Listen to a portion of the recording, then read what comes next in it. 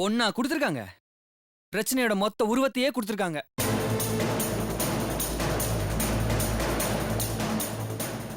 ஓ, எங்களை இப்படி பேச சொல்லி சீதா சொல்லி கொடுத்திருக்காளா?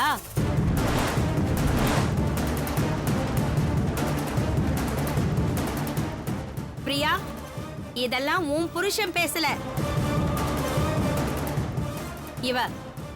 இவ பேச வச்சிருக்கா.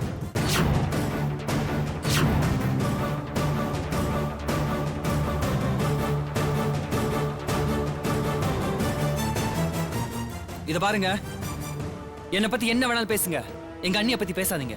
அப்புறம் எனக்கு கெட்ட கோவம் வரும். இப்ப மட்டும் நல்ல கோவத்திலயா இருக்கீங்க? உங்களுக்கு எப்பவுமே சீதாவை தான் பிடிக்கும், எங்களை பிடிக்காது. ஆமா, உன்னையும் பிடிக்கல, உங்க அம்மாவே எனக்கு பிடிக்கல.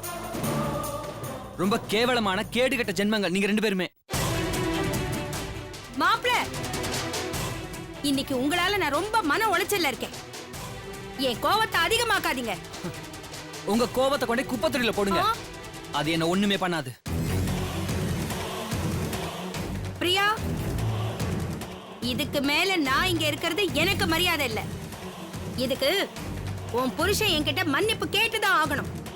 அப்படி ஒரு நாள் வரும், அன்னைக்குதான் நான் இந்த வீட்டுக்கே வருவேன். அம்மா, ஏய் போடி. எங்க அம்மாவை இப்படி பேசுனதுக்கு நீங்க மன்னிப்பு கேட்டுதான் ஆகணும். அதெல்லாம் முடியாது, போடி. அப்படின்னா இன்னில இருந்து நானும் உங்களுக்கு பொண்டாட்டியா எந்த வேலையும் செய்ய மாட்டேன். நீங்க என்னைக்கு எங்க அம்மா கிட்ட மன்னிப்பு கேக்குறீங்களோ அன்னைக்குதான் நம்ம 2 பேரும் புருஷன் பொண்டாட்டி. பிரியா, பா, தொல்லை ஒளிஞ்சுதுடா. ஒத்துமையா இருந்த புருஷன் பொண்டாட்டிய இந்த சீதா அநியாயமா பிரிச்சுட்டா. வனிதா, இது எங்க குடும்ப பிரச்சனை, நீ பேசக்கூடாது. உள்ள போ.